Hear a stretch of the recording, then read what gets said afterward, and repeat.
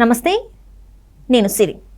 Telangana BRS working president KTR గారు జగన్ గారు ఇంకా లోకేష్ గారి బాటలా నడుస్తున్నారా అంటే మరి అవునని అనిపిస్తుంది. సో దీనికి సంబంధించి మరిన్ని విషయాల్ని మనకు తెలియజేయడానికి మనతో పాటు ఉన్నారు ప్రముఖ సీనియర్ జర్నలిస్ట్ డివిఎస్ గారు. నమస్కారం సార్. నమస్తే సార్, గతంలో చూసినట్టయితే పాదయాత్రలు, ఈ పాదయాత్రలు రాజశేఖర రెడ్డి గారు, చంద్రబాబు నాయుడు గారు ఇలా చాలామంది చేశారు. ఆ తర్వాత జనరేషన్ కూడా చేసింది, జగన్ గారు చేశారు. అట్లనే మనకి ఈసారి మెజార్టీ గెలిచిందంటే యువగలం పాదయాత్ర ఎంత పెద్ద సక్సెస్ అయిందో మనకు తెలుసు. సో ఇక్కడ తెలంగాణలో ఇలాంటి పాదయాత్రలు చాలా తక్కువ. ఇప్పుడు కేటీఆర్ గారు వీరిద్దరి దారిని ఎంచుకున్నట్టు తెలుస్తుంది. పాదయాత్ర చేసి మళ్ళీ కూడా బీఆర్ఎస్ని ఫామ్లోకి తీసుకురావాలని చెప్పేసి ఆలోచిస్తున్నట్టు తెలుస్తుంది సార్. మరి అది వర్కౌట్ అయ్యే అవకాశం ఉందంటారా? అంటే ఇప్పుడు తోటాడు తొడపోసుకుంటే మనం మెడపోసుకోకూడదు. ఎందుకంటే ఇప్పుడు పాదయాత్రలు అన్నీ ముఖ్యమంత్రులు చేయలేదు, ప్రధానమంత్రుల్ని చేయలేదు. ఇప్పుడు పాదయాత్రలు ఎప్పుడు సక్సెస్ అయ్యాయి ఎవరంటే జనం కష్టాల్లో ఉన్నప్పుడు, లేదు ఆ పార్టీ కార్యకర్తలు నరకం చూసినప్పుడు ఈ పాదయాత్రలు ఆ నాయకుల్ని కనెక్టివిటీకి దోహదపడ్డాయి. ఆ జెండా ప్రజల్లో ఇవాళ నిలబడటానికి కారణమయ్యాయి. అంటే కష్టాలు, కార్యకర్తలు కష్టాల్లో ఉన్నప్పుడు ఈయన పాదయాత్ర చేస్తే కేటీఆర్ కనెక్టివ్ అవుతుంది. అట్లా కాకుండా ఇప్పుడు మనం చూసాం, ఇవాళ రేవంత్ రెడ్డి ముఖ్యమంత్రిగా కాంగ్రెస్ ప్రభుత్వంలో బీఆర్ఎస్ కార్యకర్తలు ఎంత నరకం చూస్తున్నారు, ఎన్ని కష్టాలు పడ్డారు, వాళ్ళ ఆస్తులు ఏమైనా కబ్జాలు జరిగాయా, వాళ్ళని ఏమైనా జైళ్లలో వేశారా, అణిచివేశారా, ప్రశ్నించే గొంతును నొక్కేస్తున్నారా, దీన్ని బట్టి ప్రజల్లో వాళ్ళకి సానుభూతి వస్తుందన్నమాట. ఇప్పుడు తొందరపడి ఒక కోయిల ముందే కూసినట్టుగా అప్పుడే పాదయాత్ర అంటే అట్ట. ఇప్పుడు రేవంత్ రెడ్డి వచ్చి 14 నెలలే అయింది, ఇంకా టైం ఉంది. ఇప్పుడు నువ్వు పెనం వేడెక్కినాక అట్టేస్తావా, పెనం అసలు వేడెక్కకుండానే అట్టేస్తావా? వేడెక్కకుండా వేస్తే అట్టు ఎక్కడ వస్తుంది సార్? అట్టు రాదు. మరి ఇక్కడ పెనం వేడెక్కల, కానీ కేటీఆర్ పిండి పూసేస్తున్నాడు పెనానికి. వచ్చుదంటావా అట్టు? టైం ఉంది. ఏది తన కార్యకర్తలను సన్నద్ధం చేసుకోవటం, వాళ్ళల్లో ఉత్తేజం తీసుకురావటం. వర్కింగ్ ప్రెసిడెంట్గా ఆయన పాదయాత్ర చేయొచ్చు, కానీ ఎప్పుడు పెనం కాలేదాకా ఓపిక పట్టాలి. ఇంకా బీఆర్ఎస్ పెనం ఏమీ కాలేదన్నమాట. ఇప్పుడు కేటీఆర్ పాదయాత్ర అనగానే వెంటనే వచ్చే క్వశ్చన్, మరి మేడం కవిత కూడా చేస్తున్నారా?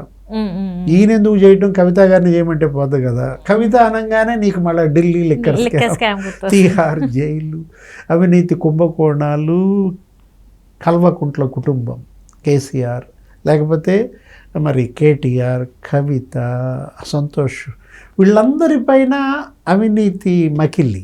ఏది నిన్న కూడా రేవంత్ రెడ్డి మాట్లాడుతూ 1,00,000 కోట్లు అవినీతి పరుడు జాతిపిత అని అడిగాడు. జాతిపిత అంటే మందు ముట్టనాడు మహాత్మా గాంధీ, మందు వాసన తెలియనాడు జాతిపిత, మందు వాసన చూడండి నిద్రపోనాడు జాతిపిత అని.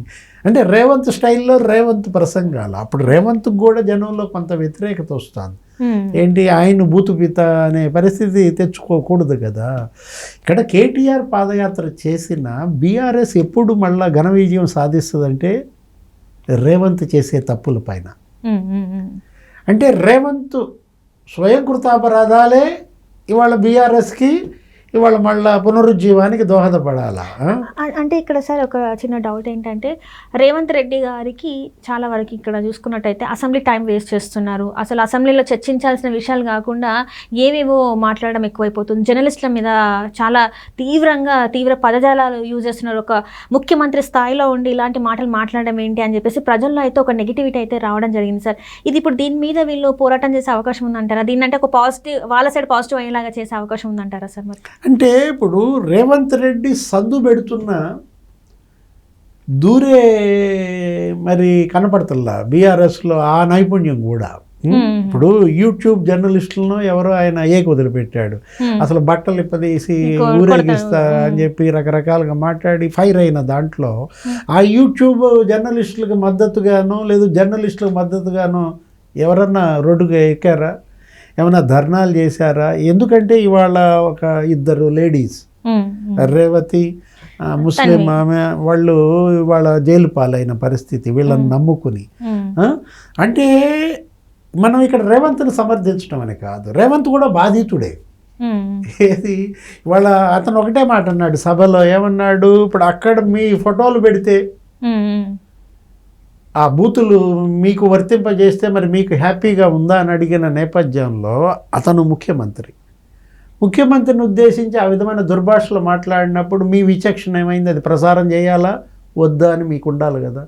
ఉద్దేశపూర్వకంగా తెలిసే మీరు వాటిని ప్రసారం చేసి మాట్లాడిన వాళ్ళకి తెలియదు. అతను రైతు భాషలో మాట్లాడాడు. ఇక్కడ శిక్షార్హుడు అతను కాదు. ఇవాళ వీళ్ళకి సానుభూతి ఎందుకు రావట్లేదంటే కారణం ఇదే అన్నమాట. రేవంత్ రెడ్డి ఆ ఒక్క అంశమే కాదు, ఇంకా కొన్ని పరిపాలన లోపాలు ఉన్నాయి, లేవని మనమేమి చెప్పం, లోటుపాట్లు ఉన్నాయి. కానీ ఆ లోపాలని, ఆ లొసుగుల్ని, లోటుపాట్లని అందిపుచ్చుకునేలాగా ఇవాళ బీఆర్ఎస్ రాగలుగుతుందా అంటే అనుమానమే కదా. అనుమానమే కాదు, అది వాస్తవం కదా. ఎందుకంటే ఇవాళ వీళ్ళు అవినీతి విచారణల పట్ల బెంబెల్లెత్తిపోతున్నారా. ఇప్పుడు అదొక లొట్టిపిట్ట కేసు ఏదన్నాడు, ఏదైతే ఉందో ఆ కేసు, అది లొట్టపీసు కేసు అయినా కానీ మీరు భయపడుతున్నారనేది వెళుతోంది. ఏది ఇవాళ మరి కేటీఆర్ అరెస్ట్ జరుగుద్దా, ఆ అరెస్ట్ నుంచి తప్పుకోవడం కోసమే ఇప్పుడు ఈ పాదయాత్ర దిగుతానంటున్నాడా. అంటే ఏది జరిగినా మొదటి 2-3 ఏళ్లలోనే జరగాలి, చివరిలో అరెస్టులు జరిగితే మళ్ళీ సానుభూతి వెళ్ళెత్తుతుంది. ఇప్పుడు ఒకవైపు అనేక ఎంక్వైరీలు వేశారు, ఏమయ్యాయి అవి, కాళేశ్వరం మీద వేసిన కమిషన్ ఏం జరిగింది ఇంతవరకు, ఆ తర్వాత వదిలేశారేంటి, ఆ ఫోన్ ట్యాపింగ్ కేసు ఏమైంది, అసలు వాళ్ళిద్దరు రామంటున్నారు. వాళ్ళు అక్కడ కోర్టులో కూడా వేసుకున్నారు, ఏమని, మమ్మల్ని వెళ్తే అక్కడ చంపుతారు, మాకు అక్కడ మా ప్రాణాలకి ముప్పు వాటిల్లుతుంది కాబట్టి మమ్మల్ని మీరు కన్సిడర్ చేయండి అని అక్కడ ట్రంప్ ప్రభుత్వానికి కోర్టులో వేశారు ప్రభాకర్ రావు, ప్రణీత్ రావు. అంటే ఇప్పుడు అది కనుక ట్రంప్ కన్సిడర్ చేస్తాడా, ఎలా కన్సిడర్ చేస్తాడు ట్రంప్ అయినా. మామూలుగానే అక్కడ నువ్వు గడువు తీరిన వీసాతో ఉన్న వాళ్ళని సంఖ్యలేసి మరి సైనిక విమానాల్లో పంపుతున్నప్పుడు వీళ్ళిద్దరిని కూడా సంఖ్యలేసి సైనిక విమానంలో పంపాలి కదా. అంటే ఇప్పుడు అటు టెలిఫోన్ ట్యాపింగ్ కేసు ఇంకా కొలిక్కి తీసుకురాలేకపోగా మొన్న హైకోర్టు కూడా ఏదో కొట్టేసింది హరీష్ రావు మీద, ఎవడో రియల్ ఎస్టేట్ ఆడు వేసిన కేసు కూడా ఈరోజు.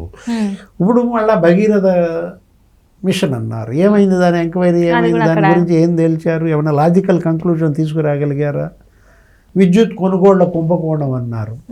అంటే ఇది అంతా కూడా మరి ఏదైతే బీఆర్ఎస్ పార్టీకి సానుకూలంగా రేవంత్ రెడ్డి గారికి వ్యతిరేకంగా అనిపిస్తుంది సార్. మరి ఇప్పుడు రాబోయే రోజుల్లో ఇదంతా కూడా ఎట్లా ఫేస్ చేస్తారంటారు? అంటే రేవంత్ రెడ్డి ఇచ్చిన హామీల అమలులో కాంగ్రెస్ పార్టీ చిత్తశుద్ధి, ప్రజలు ఆలోచించేది అది. అతను ఎంత చేశాడు, పెన్షన్లు ఇంతవరకు పెన్షన్లు పెంచకపోవటం ఆయనకు ఒక మైనస్ అయ్యే అవకాశం. అక్కడ ఆంధ్రప్రదేశ్ ప్రభుత్వం పెన్షన్లు పెంచింది, అక్కడ ఏంది వృద్ధులకు 4,000 చేసి పారేశారు, దివ్యాంగులకి 6,000 చేసి పారేశారు. నీ పక్క రాష్ట్రంలో మరి వాళ్ళు పెన్షన్లు ఎక్కువ తీసుకుంటూ ఇక్కడ మరి మనకి తక్కువే ఇస్తే, తక్కువ ఇవ్వడం ఒకటి సార్, ఇక్కడ లేట్ అవుతుందంట. చాలా వరకు చెప్పేది ఏంటంటే వికలాంగుల పెన్షన్ కావచ్చు, వృద్ధుల పెన్షన్ కావచ్చు, 1 మంత్ లేట్ అయిపోతుందండి.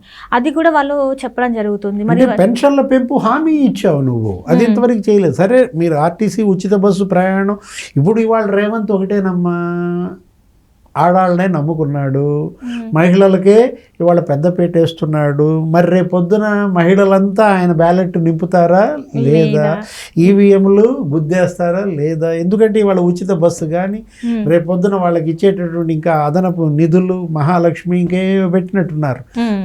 వాళ్ళకి అనేక హామీలు, అటు సూపర్ 6 హామీలే కాదు, ఇప్పుడు ఈ బడ్జెట్లో నీకు దగ్గర 9 పథకాలకి 54,000 కోట్లు కేటాయించాడు. అంటే ఇప్పుడు ఈ 3 లక్షల బడ్జెట్లో నీకు తెలంగాణ తలసరి ఆదాయం 3,70,000కి వచ్చేసిన నేపథ్యంలో ఇప్పుడు అతను అడ్రస్ చేయాల్సిన ఇద్దరినే, అటు యువత, ఇటు మహిళలు, ఆ రైతు. ఈ ముగ్గురిని ఇవాళ రేవంత్ని గెలిపించింది వాళ్ళు, కాంగ్రెస్ ప్రభుత్వాన్ని తెచ్చుకుంది వాళ్ళు. వాళ్ళని మోసం చేశారు బీఆర్ఎస్ వాళ్ళు, వీళ్ళు కూడా మోసం చేశారనుకో, వీళ్ళు కూడా వాళ్ళకి ఇచ్చిన హామీలు నెరవేర్చలేదనుకో, మళ్ళీ బీఆర్ఎస్కి ప్రాణం పోసినట్లు అవుతుంది. బీజేపీ మధ్యలో సత్రకాయ పాత్ర. అసలు బీజేపీ ఏం చేస్తోంది? ఇప్పుడు మీరు 8 ఎమ్మెల్యే సీట్లు అన్నారు, 8 ఎంపీ సీట్లు ఇచ్చారు 4 నెలల్లో. అక్కడ బీఆర్ఎస్ పర్సంటేజ్ ఏమో 20% పడిపోయింది ఓట్ బ్యాంకు, ఎక్కడ 40%, ఎక్కడ 20%. మీకు 8 ఎంపీ సీట్లు గెలిపించారే, అంటే మీరు తెలంగాణలో సగం వచ్చేసారు. ఆ తర్వాత వాట్ నెక్స్ట్? మనం ఏమనుకున్నాం, 8 ఎంపీ సీట్లు కాగానే 80 ఎమ్మెల్యే సీట్లు గెలిచేలా మా బీజేపీ చొచ్చుకుపోతుంది అన్నారు. ఏమయ్యాడు కిషన్ రెడ్డి, ఏమయ్యాడు బండి సంజయ్? ఇప్పుడు కేంద్ర మంత్రులుగా మీరు ఉన్నప్పుడు కేంద్రం ఆంధ్రప్రదేశ్కి అంత ఇస్తుంది, తెలంగాణకి ఏమిస్తుంది? క్వశ్చనే లేదు. అది బీజేపీ ఇవాళ మైనస్. ఏది అది దోషులుగా ఇవాళ ఎవరుంటారు? బండి సంజయ్, కిషన్ రెడ్డి ఉంటారు. ఇప్పుడు మీరు కేంద్రం నుంచి నిధులు తీసుకొస్తే రేవంత్ రెడ్డికి పేరు వస్తుంది అనుకుంటే ఎట్లా? రేవంత్ రెడ్డికి పేరు కాదు, ముందు మిమ్మల్ని 8 ఎంపీ స్థానాల్లో గెలిపించినప్పుడు మీ 8 ఎంపీ స్థానాలు మళ్ళా మీరు నిలబెట్టుకోవాలన్నా, కొత్త ఎంపీ స్థానాలు మీరు గెలవాలన్నా కేంద్రం నుంచి నిధులు తీసుకురావాలి. సో ఇదంతా కూడా బీఆర్ఎస్ పార్టీకి ప్లస్ అయిపోతుంది. రేపటి రోజున మరి కేటీఆర్ గారు పాదయాత్ర చేసినా చేయకపోయినా మరి ఈసారి గెలిచే ఛాన్సెస్ ఎక్కువనే అంటారా? మరి అంటే ప్లస్ అయ్యేటట్టుగా బీఆర్ఎస్ పనితీరుందా? డౌటే కాదు, వాస్తవం. వీటన్నిటిని ప్లస్ చేసుకునేటట్టుగా బీఆర్ఎస్ పనితీరు లేదు. హరీష్ రావు, కేటీఆర్ ఏదో మాట్లాడుతున్నారు, అసలు వాళ్ళ మీదే విమర్శ. అంటే పార్టీ అంటే మీ కుటుంబమేనా? బీజేపీ, మోడీ, షా అదే కదా దుమ్మెత్తిపోశారు. పరివార్ పార్టీ, కుటుంబ పార్టీ, అవినీతి పార్టీ అని కదా వీళ్ళ మీద వేసిన ముద్ర. దాన్ని చెరుపుకునే వాళ్ళగా ఆ ప్రత్యామ్నాయ నాయకత్వాన్ని ఏమైనా ప్రోత్సహించారా? అదే హరీష్ రావు, అదే కేటీఆర్ జోడెద్దులుగా పార్టీని నడిపితే కుటుంబ పార్టీ ముద్రే పడుతుంది. కవిత అప్పుడప్పుడు మెరుపు మెరుస్తోంది, కుటుంబ పార్టీ అనే. అలా కాదు కదా. బీసీ, ఎస్సీ, ఎస్టీ, ముస్లిమ్స్లో ఇవాళ బీఆర్ఎస్ బలమైన నాయకత్వం ఎదిగితే అప్పుడు తెలంగాణ ప్రజలు వాళ్ళని ఆమోదిస్తారు. నువ్వు అన్నట్టు బీఆర్ఎస్కి పట్టం కడతారు. అసలు నాయకుడు ఎక్కడున్నాడు? ఏది జాతిపిత, జాతిపితో బూతుపితో ఏదో ఒక పిత, ఇవాళ బీఆర్ఎస్ పిత. ఆయన అసలు జాతీయ పార్టీ చేస్తానని, నాగపూర్లో పోటీ చేస్తానని, కర్ణాటకలో పోటీ చేస్తానని, మహారాష్ట్ర వాళ్ళందరికీ గులాబీ కండువాలు కప్పి ఎక్కడున్నారు? రైట్. సో చూడాలి మరి ఈ తెలంగాణలో రేపు ఏం జరుగుతుంది ఏంటనేది అయితే మరి 2028 అప్పుడు తెలుస్తుంది మనకి sir. Thank you so much sir.